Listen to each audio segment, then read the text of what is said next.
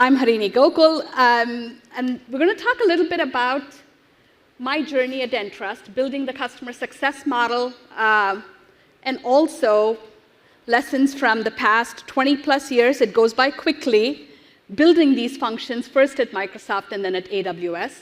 I wear 3 hats. Like many of us, we wear multiple hats. I'm an operator, a full-time operator. I'm a part-time investor and advisor, and all of those sort of converge. But today's discussion is all about the operating role. Some of my investments are up there. I'll tell you a little bit about how I came to Entrust. Let's go back up for a minute. There you go.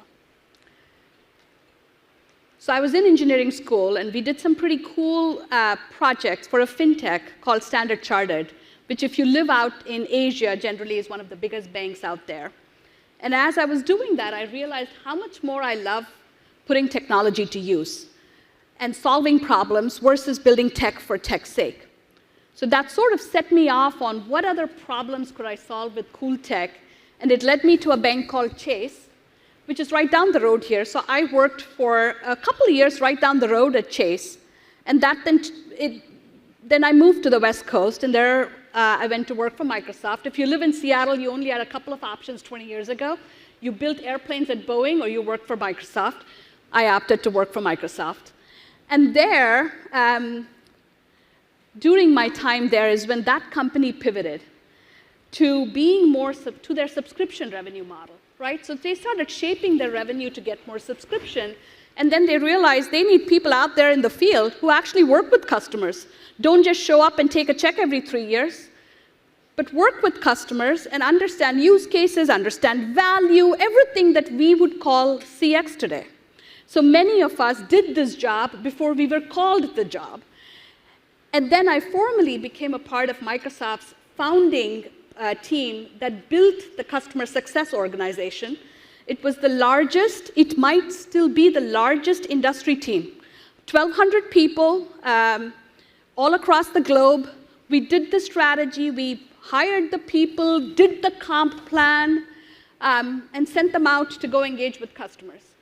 That was an incredible experience, one of the hardest things I've done, but one of the most fulfilling things I did, building this function from the ground up. And that got me on the radar for AWS, who wanted to do the same thing for their hyperscale startups. Think about DoorDash, think about the Zooms a few years ago. And that was amazing, because who doesn't like to work with growth? And building a CS function for growth is what really got amplified in that space. And then Entrust came knocking. They were on the path to $1 billion. They had acquired this company that was all about subscription and consumption. And so they were starting to understand what those models looked like, and they wanted to grow efficiently. Remember those words, efficient growth, that everybody loves now? They wanted to do that, and of course they said, we want to build a center of gravity for our customer experience. We know, and Cassie said this, growing our existing customer base is the cheapest way to grow. So we want somebody who will come in and help secure that base, and help expand it, and help grow it, and create this customer experience for us. And this is the model we built. Over the past 2 years, this is the model we've built. And you know everything about how I think about CX right here in the center. If you can read it, it says customer-led growth. And that's the business we are all in, the business of customer-led growth. And you, of course, have the usual sort of, you have a flywheel that goes around it. I own all recurring revenue for the company. It was important to me that I have P&L accountability. So it just is not a seat at the table. I had a voice at the table then. I own all the functions beyond sort of first sale. So think about onboarding a customer, making sure their deployment and implementation is done well, customer success, of course, the commercial function, securing recurring revenue and renewals, and then tech support. And this is the maturity model we're working through. Do you have a version of this where you are? Does this look sort of familiar to you, right? And this is important because we all know where we want to go. We have ambitions of growth, of revenue, of margin. But it's equally important to baseline and know where you are. When I came to Entrust, they were wonderful. They were very customer first.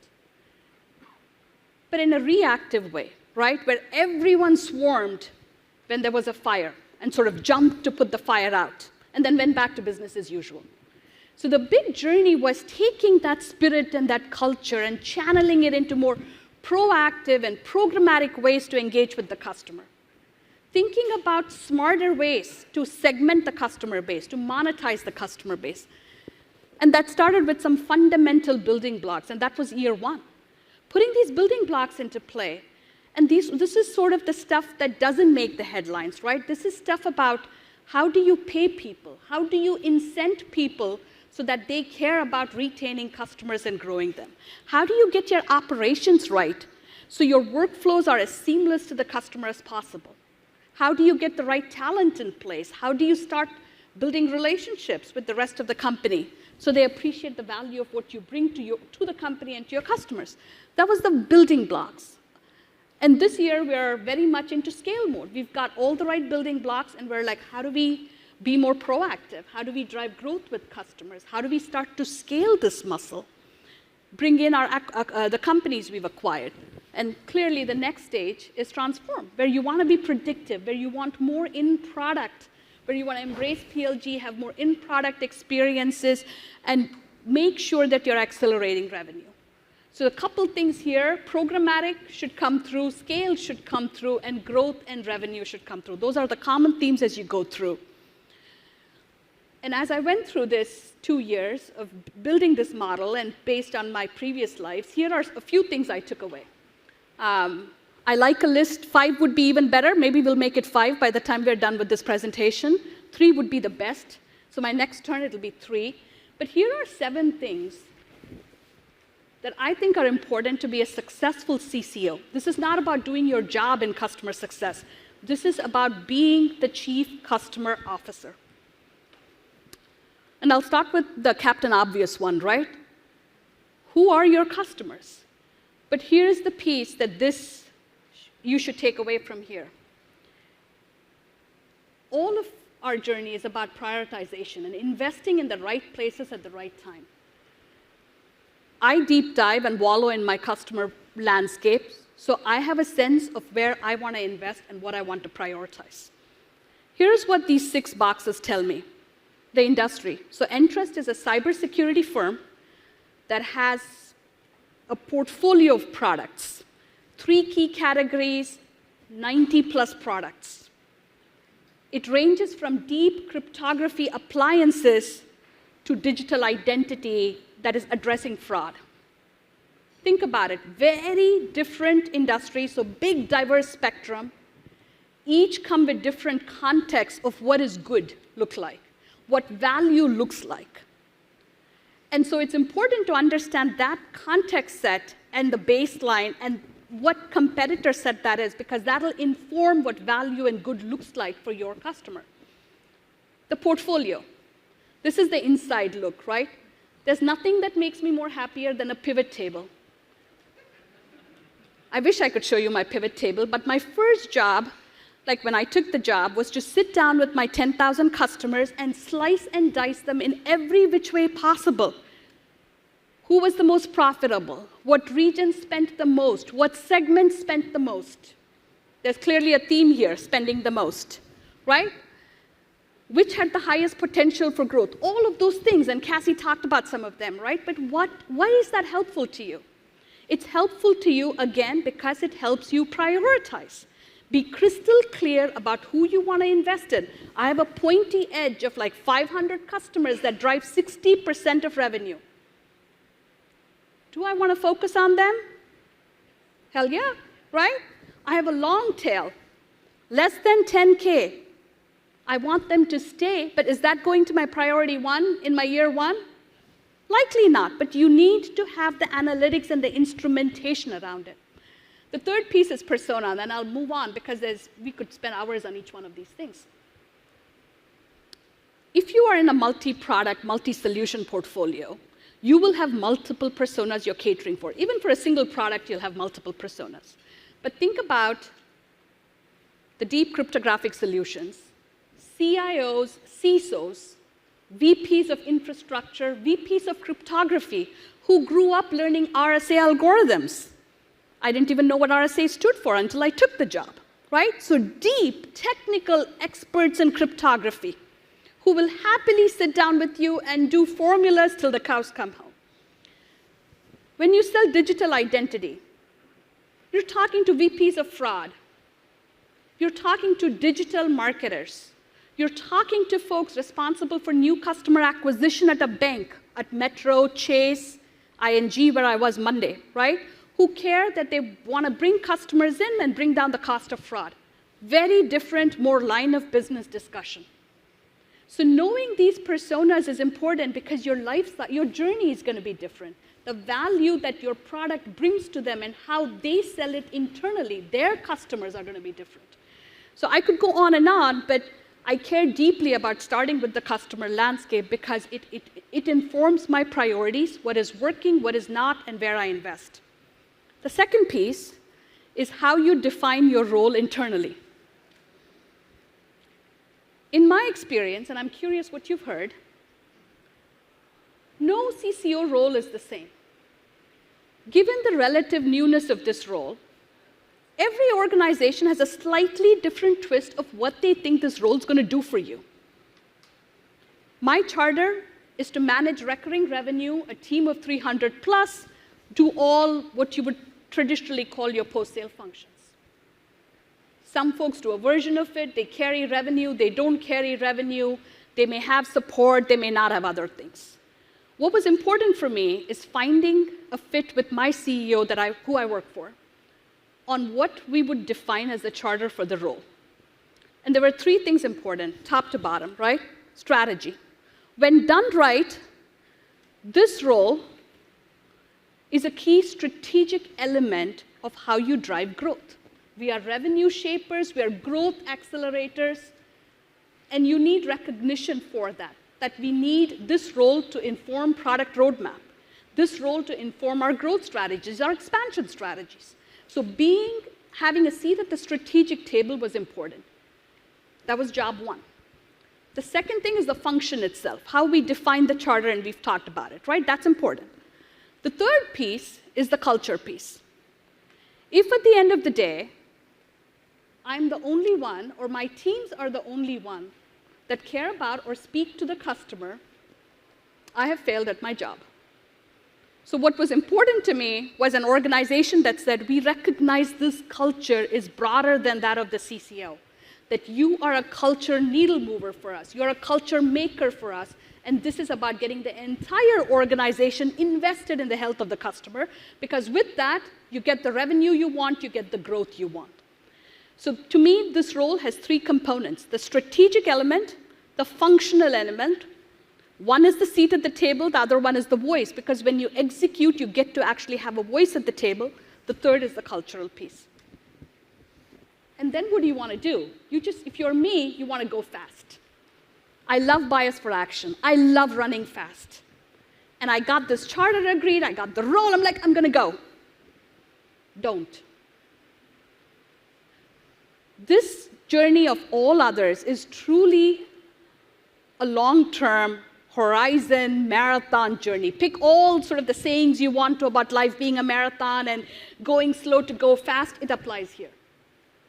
Because think about it. You're the new chair at your CEO table.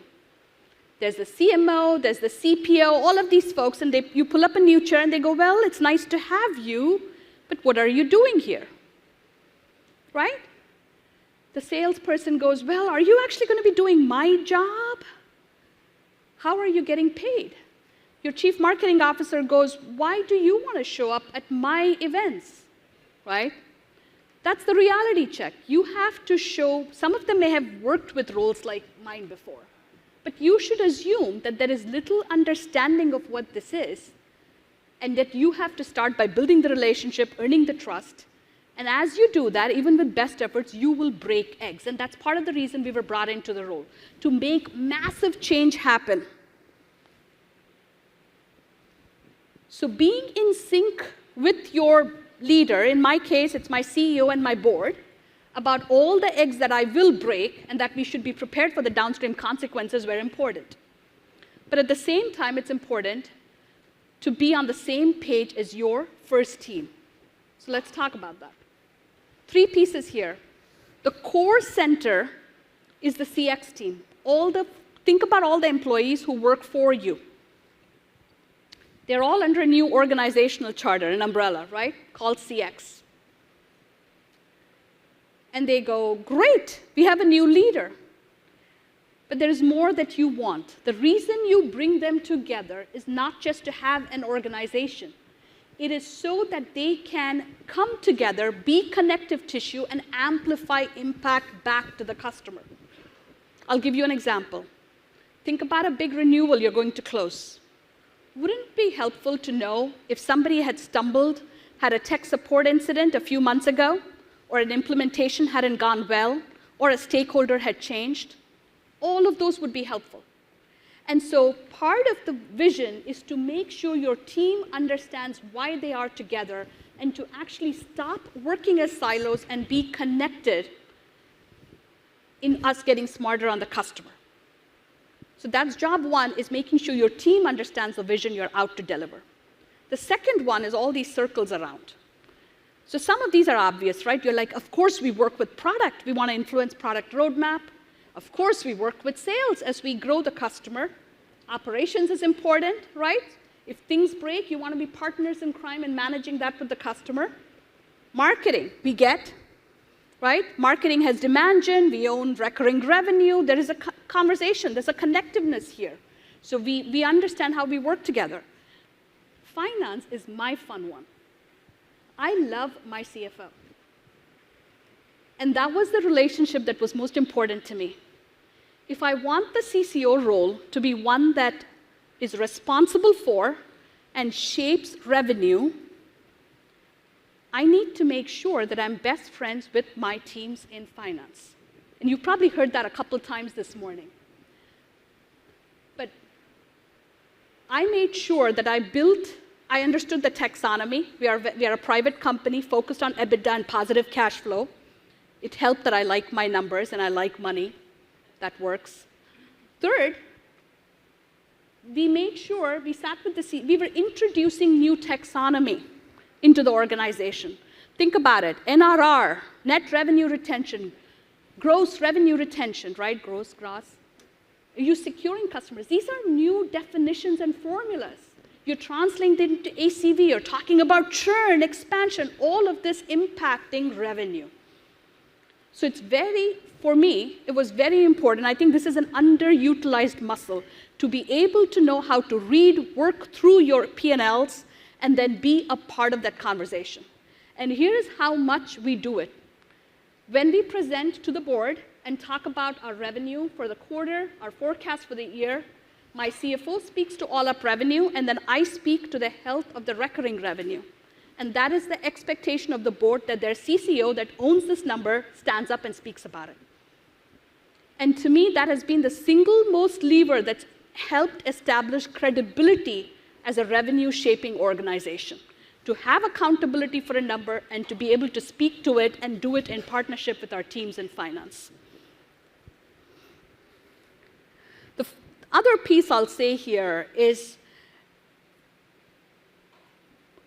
be very comfortable bringing in experts from the industry in this space.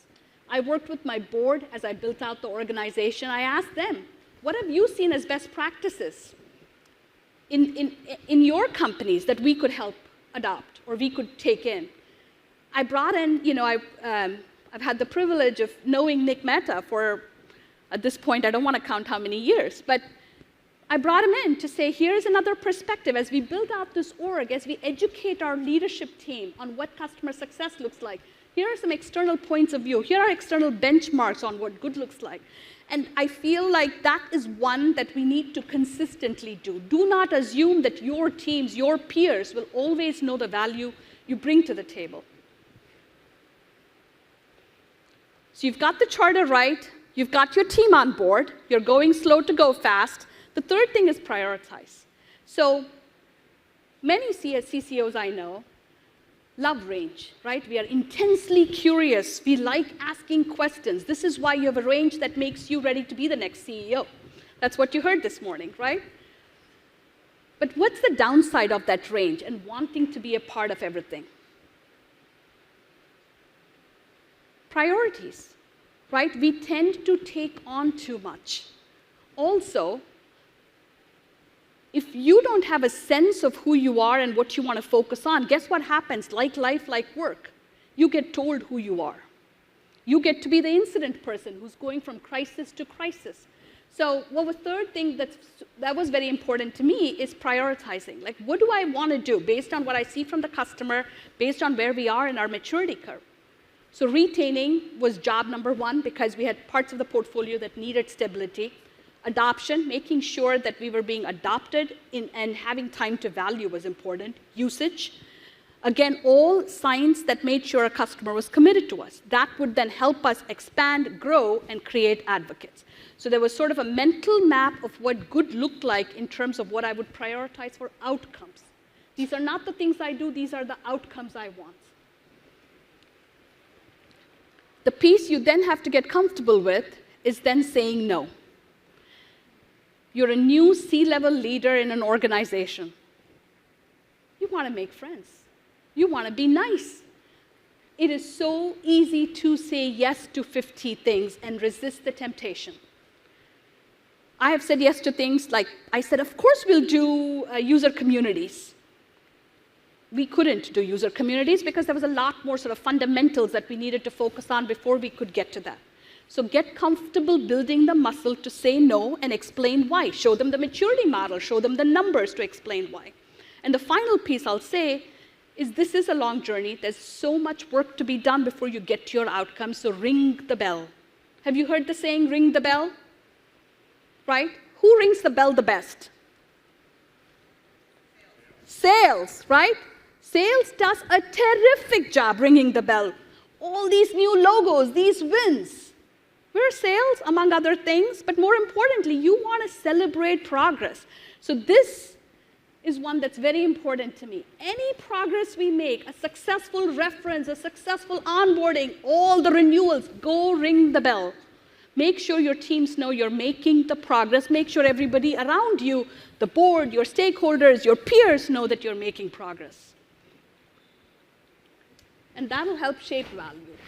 And this is important, back to the range, right? We could be doing so many things for the company, but you focus on priorities, and then you show up intentionally day after day and talk about how you're doing against those priorities.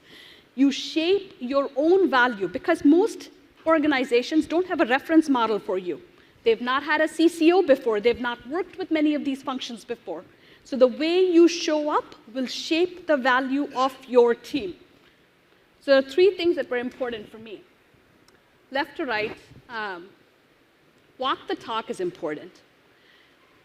I love think big. I love the strategy piece. And I love making it real. That's why the CCO role works for me.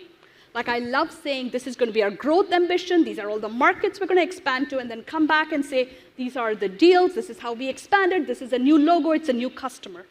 And that became my thing. We got associated with this is a team that will commit to thinking big and going out and doing the work. The second thing is the financial accountability.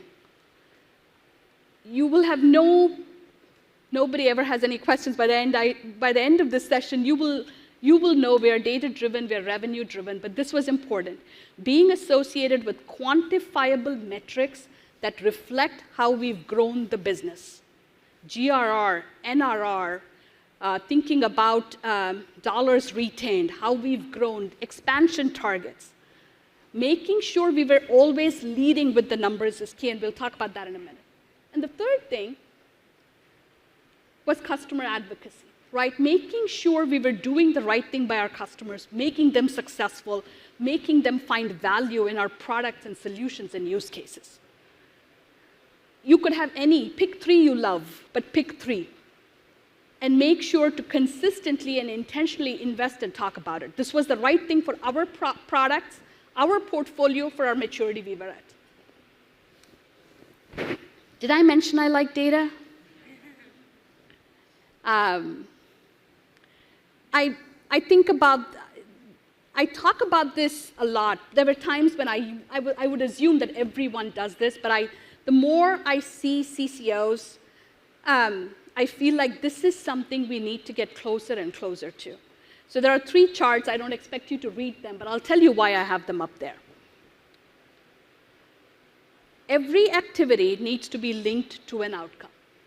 That's job number 1. And I find that because our roles are sometimes new, folks don't always understand it. So if I would go to my board and tell them, we're doing these playbooks for customers, recipe for success, they would go, okay, fine. And my CEO would probably say, that's not even board ready, Harini. Like, why talk about that? This is how we talk about it. We take our customers, our 10,000 customers, we segment them in cohorts, which all of you do, I'm sure. So we now have tiers. Then we do archetypes for each one. What does the highest tier profile look like? Do they consume X solutions? They've been with us Y years. Industry, vertical, is there a product set that works? So you create a profile for every cohort. And then you take on a target to graduate these customers, in this case, right to left. Oh, no, left to right, always left to right. Right? Look at this. There's so much sitting in my tier 5. Where should they be? Tier 4. Where should tier 4 go? 3, 2, 1. And now you go tell the board, I'm going to increase customer spend by X and graduate Y customers from this cohort to this cohort. To do that, this is the investment I need. That changes the entire context of the conversation. They understand this is how you contribute to the top line. The piece on the right, and I tried to scrum out some of the numbers, but these are literally some of my board slides, but we do them every month with our teams, every quarter with our CEO cohort, with my CEO peers, and every quarter with the board. We talk about all up revenue for the company, and then I show up with this. I talk about what piece is the software recurring revenue that I'm accountable for, that we know is the best sort of revenue we want to grow, and then break it down by segments and talk about what you've churned, what you've expanded, where you've left, where you're going to go. This is an opening slide to every one of my presentations. And this is powerful. You can tell the stories that support this, right? I churned this, and here are the reasons, and this is the product things we're going to fix. But you start with the numbers.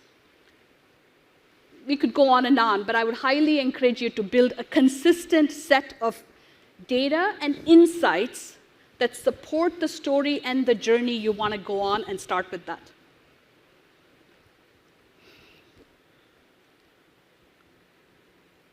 No surprises. What do you do with this, right? You say you want to shape revenue, you're shaping revenue because you're speaking the language of revenue now.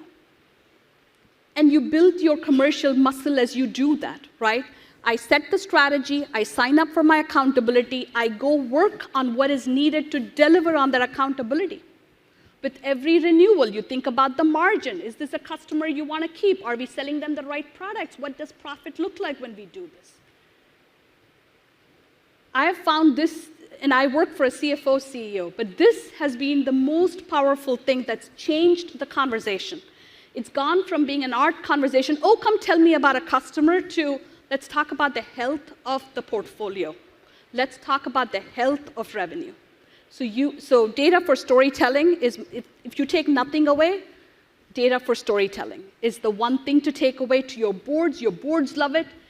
Everyone across the company understands it because they share your goals with you.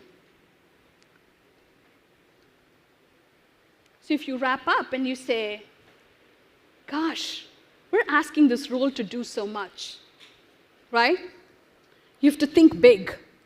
You're this new seat at the table who has to think in all these innovative, creative ways in how you engage and keep customers. You need to have range, endless curiosity, and asking questions about all sorts of things. I'm learning, I got a PhD in cybersecurity, learning from cryptographic algorithms to biometrics and deep fakes that are increasing at 3,000%, right?